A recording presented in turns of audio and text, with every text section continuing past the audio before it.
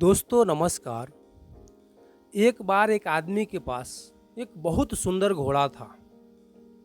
घोड़ा इतना दुर्लभ था कि सम्राटों ने भी उसे खरीदने की पेशकश की थी, चाहे जो भी कीमत हो, लेकिन वह आदमी बेचने को तैयार नहीं हुआ।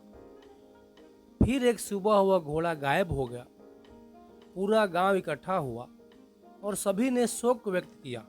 क्या दुर्भाग्य है, तुम चाहते तो इस घोड़े के बदले में ढेर सारा धन पा सकते थे। तुम जिद्दी थे और मूर्खता कर बैठे। अब घोड़ा चोरी हो गया, लेकिन बूढ़ा आदमी हंस पड़ा और बोला, इतनी बातें मत बनाओ। बस इतना कहो कि घोड़ा अब अस्तबल में नहीं है। भविष्य क्या लाएगा वह तो समय ही बताएगा।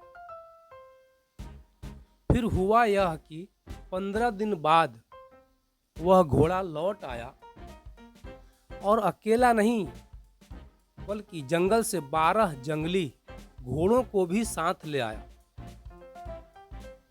पूरा गांव फिर से इकट्ठा हुआ और अब सब बोले बूढ़ा सही था, उसका घोड़ा लौट आया और उसके साथ 12 सुंदर घोड़े भी ले आया। अब तो वह जितना चाहे धन कमा सकता है।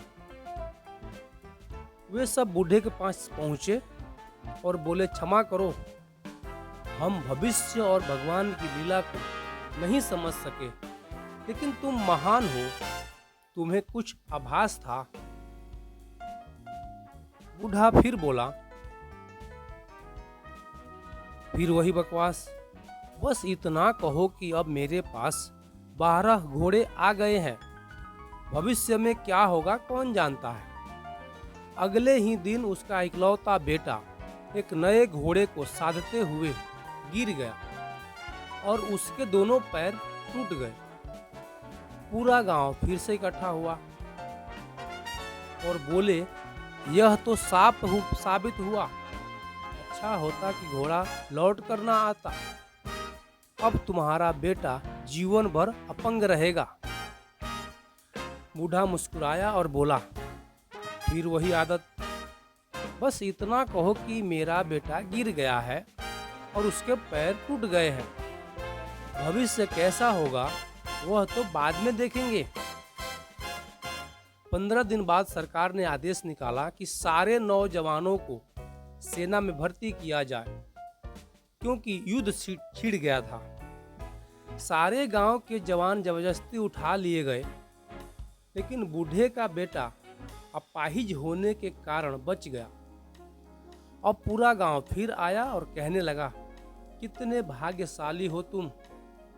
हमारे बेटे तो युद्ध में मरने भेज दिए गए हैं, लेकिन तुम्हारा बेटा तुम्हारे पास है। हो सकता है वह ठीक भी हो जाए। बूढ़ा फिर बोला, बस इतना कहो कि सरकार ने सारे नौजवान उठा लिए हैं और मेरा बेटा बच गया है। किसी निष्कर्ष पर मत पहुंचो।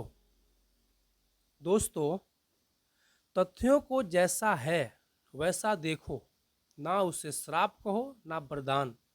फिर अचानक तुम्हें दिखेगा कि सब कुछ सुंदर है। धन्यवाद।